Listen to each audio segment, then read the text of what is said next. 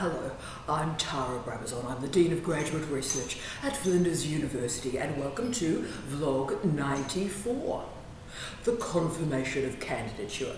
And this is our second vlog in a 4-part series exploring how you move from enrolment to examination, from zero to hero. And the whole point of this 4-part series is to move you through your candidature in a logical, rational, calm and predictable way. Now yes, Hector is joining me once more as he is through this 4-part series to just remind us a little bit about the point of backward mapping, and that is to save you time and allow you to get on with your life. So the success of a PhD is determined, I would argue, by the success of the first year of your candidature. I do know if a thesis is going to work by the end of the first year. So firstly, what we're going to talk about is the work that you need to produce in the first year as part of your first milestone, the confirmation of candidature. So if you will, the work you have to report as done in that first milestone. But then the second bit, the last little bit of this vlog really, is going to talk about backward mapping and what you need to state you're going to do before the next milestone. So there's 2 parts in this. You report, this is what I've done, and the second part is you report, this is what I'm going to do. So let's talk about the confirmation of candidature. This is the deal breaker moment in the Australian PhD. We are assessing you, and we are assessing your project. We are assessing if you can complete a PhD in 3 years. There's no way to pretty this up. We are assessing you, we're assessing the project. Now, in many universities in this country, including the University of Western Australia, you enrol in a PhD and you're granted provisional status until that confirmation of candidature. So in other words, you're not actually properly enrolled until you go through this confirmation of candidature milestone. Now at Flinders, we're not as cruel as that. When you enrol in a PhD, you indeed are enrolled in a PhD, you are a PhD student. But the bottom line and the difficult bit of this story is that yes, your candidature can be stopped, it can be removed if you don't get through this first milestone, the confirmation of candidature. So as you can see, this is really important, and I can hear a lot of my colleagues, particularly in the United Kingdom, go, when exactly is this confirmation of candidature? Because in the British system, obviously, the confirmation of candidature is between the 2nd and the 3rd year. In Australia, it's much, much earlier. It is at some point in the first 12 months. The confirmation of candidature in the Australian system exists for many reasons, but most importantly, and again, I'm not prettying this up, it is determining whether you have the ability, you have the capacity to complete a PhD. Because if you think about it, there's something kinder about saying to someone 8 months in, look, I'm sorry, I don't think you can do this, rather than allowing someone to go for 3 years, take 3 years of their life, and they really can't do it. So there are lots of proxies that we use to assess you and your ability and your capacity and the strength of the project. So we use proxies in the first year to assess how you are going and what we're looking for in this early stage. So I'm going to be really overt in this vlog and tell you what we're looking for. So a great first proxy is, can you identify a research problem or a series of research questions? So can you locate a particular field that you believe is important and resonant for research? So what is the point of the research that you are doing? And indeed, if you can get there, what is your original contribution to knowledge?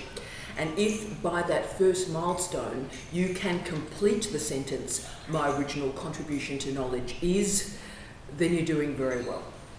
So the reason why originality matters at this point in the first confirmation of candidature, the first milestone, is really originality is the defining characteristic of a PhD. So if your supervisors and assessors are worried that actually this might not be a PhD, it's synthesizing knowledge rather than creating new knowledge, then that's a master's rather than a PhD. So at this point in the confirmation of candidature, it is not common, but it does exist that a student enrolled in a PhD is actually suddenly enrolled in a master's because the originality is not in the project. So that's what we're assessing. Can you develop a research question or research area? But we are also assessing your writing. And this is really significant. You are going to have to present a big bit of writing, a literature review, a systematic review. We are assessing your capacity to write and sustain and configure an argument. We're also looking at your proposal, but we're assessing your proposal with that meta functionality in place. I'm looking at your prose. Can you actually write? Have you got the vocabulary to demonstrate that heightened level of scholarship? We're also assessing your methods selection, so I'm looking at your methodology, your methods, your capacity to understand the difference between those two terms, and the ethical requirements that are going to be necessary. We're also assessing, one of these other proxies we're assessing is time management. I'm looking at your capacity to plan. So whenever you do that confirmation of candidature between 6 months and 12 months, I'm actually looking at the body of work, the scale and scope of work you have already produced. So are you demonstrating commitment and energy and motivation to actually do the heavy lifting and work, right? So have you got that planning skill? Have you got the time management skills required? And also, of course, we're assessing your capacity to backward map, to put in place goals for the next year. We're assessing your capacity to do that, and we'll give you a few hints about this, Hector and I, at the end of this vlog today. Another proxy we are looking for is oral communication. So have you delivered your research in some form? It may just be a college-based seminar, and that's fine. It may be to your lab. All those sorts of small sessions are important, and they're enough at this early stage to show that you can disseminate your research.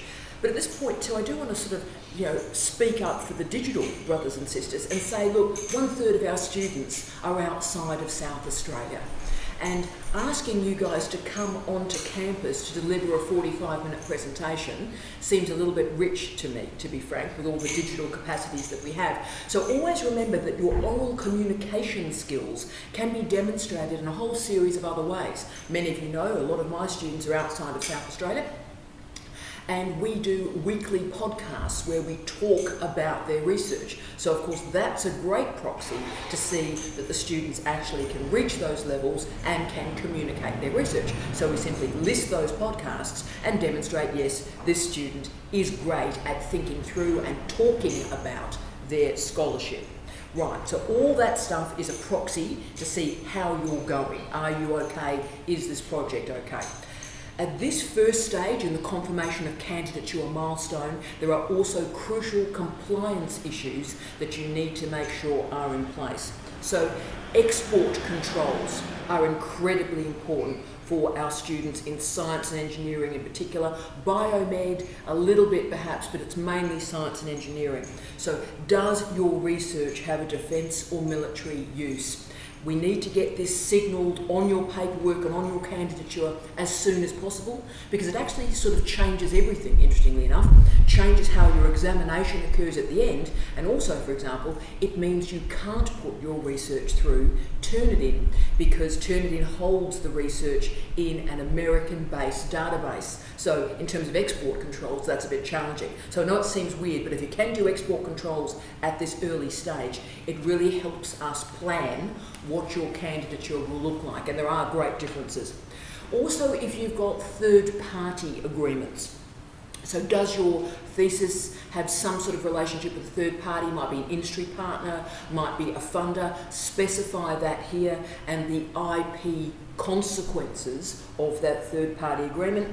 Also, research integrity. Wow, this is important. Please, right at the start, make sure that you and your supervisor have made overt agreements, and I put them in writing, to be frank, about the authorship of publications. With my students, I have that conversation and then put it in writing after the first session. If I write it, it's mine. If you write it, it's yours. If we write it together, it's co-authored.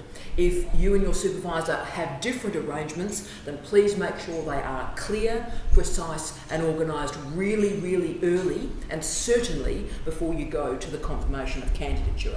Okay, so that's the stuff, the paperwork you need to think through and fill in. But what actually is going to happen? What are you going to need to present to your supervisors and your assessors? What's the suite of stuff you have to create? And yes, this is important. You will have to present a research proposal of some kind. There is no template for that. I know people go, oh, these are the headings. Look, there are so many different types of research proposals out there. I'm comfortable, but I'll tell you a little bit about what we're looking for.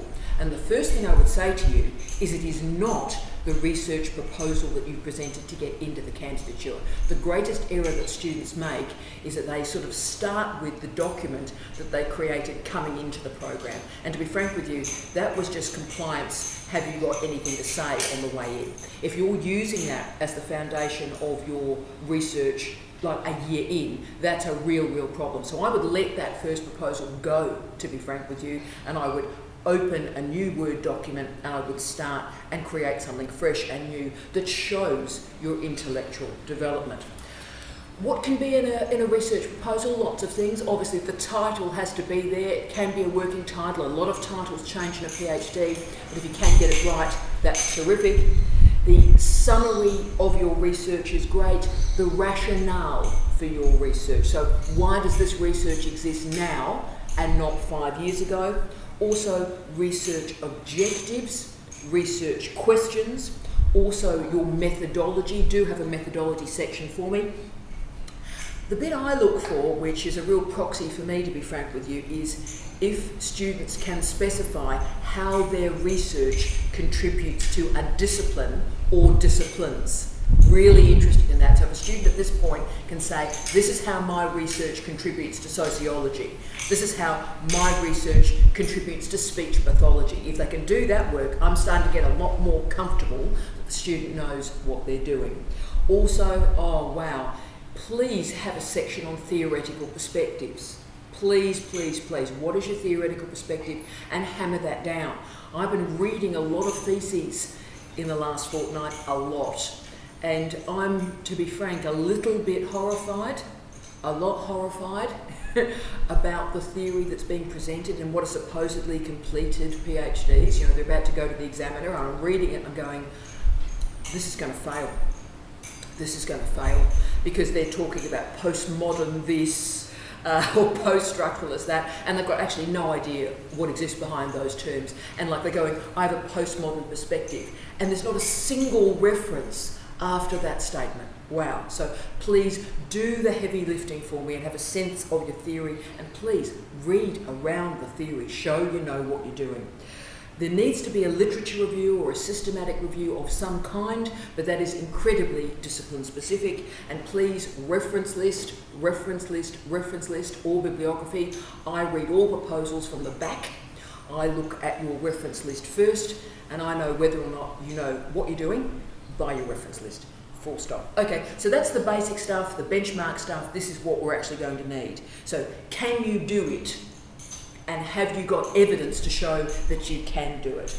But also, as I said, the candidate is assessed as well. So have you shown commitment, motivation, vision? Are you showing intellectual ability and rigour?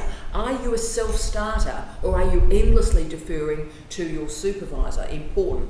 Again, there's all sorts of proxies to assess you as a candidate, but I, as I said, look for the scale and scope of work produced. So if you're dinkum, if you're committed to a PhD, then I'm going to see you've worked pretty hard in the first year, and I'm going to be able to see the scale of that work, particularly in your reference list.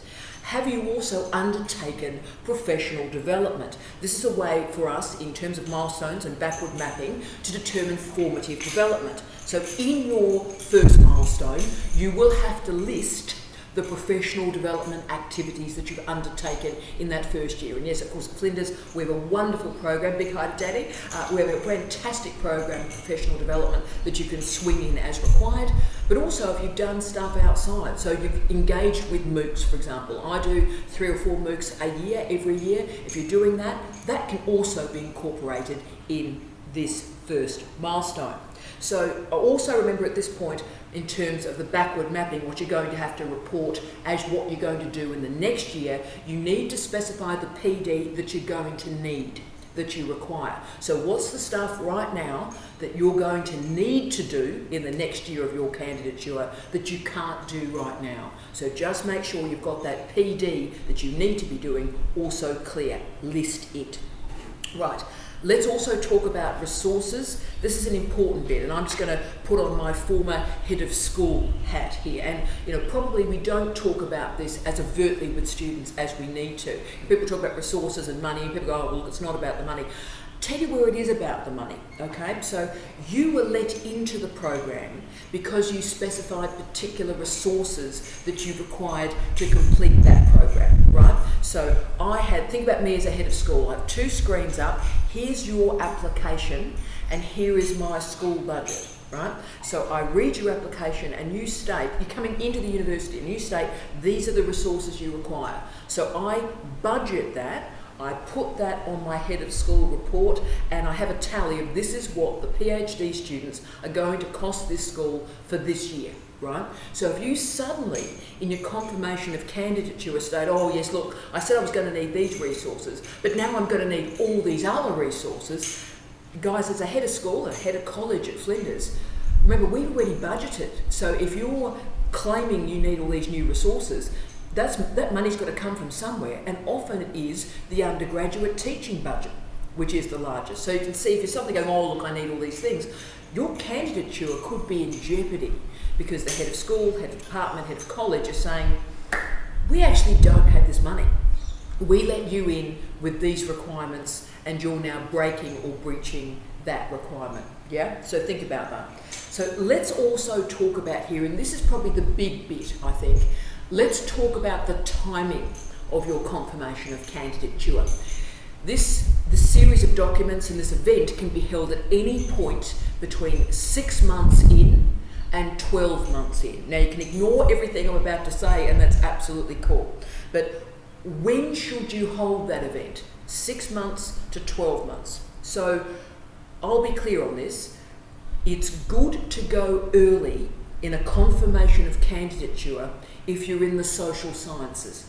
So if you're in the social sciences, and particularly you want to do field work, so I'm thinking our guys and gals in sociology, anthropology, hi to our guys and gals in tourism in particular. So in the social sciences, read quickly, get methods, get ethics, get everything going nice and early for 6 months, and then free yourself up as early as possible to get into field work, okay? I'd also say for some of the sciences, and particularly a lot of the engineering disciplines, going early in the confirmation of candidature is a good idea. If you're in a new field, so the literature is finite, then get that literature down nice and early for me, in particular disciplines of the sciences and engineering, and go early, because that allows you then to get and do the bench work, and that's terrific. The challenges in the humanities, this is interesting. It's hard to go early in the humanities. I wish more people would, but it's hard to go early in the humanities because you need to read incredibly widely.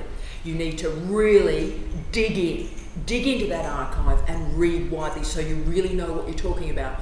Or else, to be frank, you're going to be humiliated in the confirmation of candidature because people like me or people like my husband, the wonderful Steve Redhead, hi Steve, we come in, we're the assessors, we're asking you questions. And if you're saying this is my theoretical perspective and I ask you 3 or 4 questions on that theoretical perspective and you don't know what you're talking about, that's challenging. So in the humanities, often they go a bit later because they need a bit more time to get a sense of the field and the discipline and the theory in particular.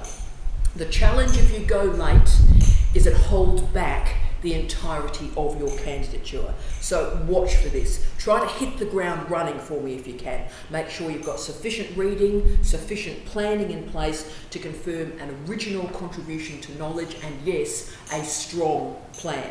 That's the confirmation of candidature. So what are you going to do? There will be a confirmation of candidature event, and you will have to present something at that event, right? You're not reading the proposal. Oh my goodness me. You're not reading the proposal, you are speaking to the proposal, and you will be questioned on it, and quite robustly. The written document and the oral component come together, and that's how we assess whether or not you get through this deal breaker milestone. The final bit of the vlog this week is the backward mapping component. Okay, part of what you're going to be asked to do in this milestone is actually state what the next year is going to look like. What are you going to do in the next 12 months? So you need to specify in detail your goals and what you intend to achieve in the next year. So the easy stuff there perhaps is the PD, the professional development that you're going to do, right? So specify the goals that you may have for PD, pretty easy stuff, the software, the hardware you'd like to get to use and deploy. Maybe you need some time management skills, specify that, some personal skills that you might require, information literacy skills, communication skills, writing skills. And the Office of Graduate Research, of course, big shout out to everyone. We have 2 great programs that enable writing skills. The Right Bunch, hi to everyone in the Right Bunch, that meet every Friday, wonderful group of people, and also Right Skills, where you get that one-to-one attention. So if you require that, that's no worries. We have programs, specify that that's what you're going to be a part of for the next year. But then also, so there's the PD, that's in terms of backward mapping. Then think about the actual stuff, the actual content, the research work that you're going to undertake. What experiments you're going to do, what field work you're going to do, what archives are you going to get into, what reading, theoretical and methodological, are you going to do in the next year, and be as precise as you can. As precise as you can. And also, and put the problem into the work. I've done a whole vlog on that. Log prospective problems. So don't hide stuff. Go, look, these are going to be 3 challenging areas for the next year. That's good. Specify the problems, name the problems, and then we can come through and create some solutions for you. Also, if possible, this is the great milestone if you can, specify the chapters you would like to complete in the next year. So in a year's time, I will have these particular bits of work completed. If you're doing, for example, publications, these are the publications I'd like to submit to journals, perhaps to these journals, and if you're doing conferences and seminars of some kind, then list those. So at the mid-candidature review, so in a year's time, you will be assessed on whether or not you achieved those milestones, okay? So that's important. So don't go crazy, don't go, I will finish a PhD in 18 months. Some people do. Don't say that, because you'll be assessed by that. So it is important that you are real and clear in those milestones, and don't go crazy, but you also do need to demonstrate that you will finish in 3 years. That's the backward mapping. So if you don't specify enough for the next milestone, then your supervisor, your postgraduate coordinator, they're going to bounce the milestone, because you're not demonstrating that you will complete in 3 years. And the whole point of backward mapping and the milestones is to get you in 3 years. That's proper backward mapping. So you need to balance ambition and doability, and that's quite a hard balance. You need to demonstrate how you will finish in 3 years. So these are your milestones. This is our first milestone, confirmation of candidature. This is, yes, backward mapping. So remember, be innovative, be ambitious, show how great you are in this first milestone. So I wish you love, light, and peace. Tea out.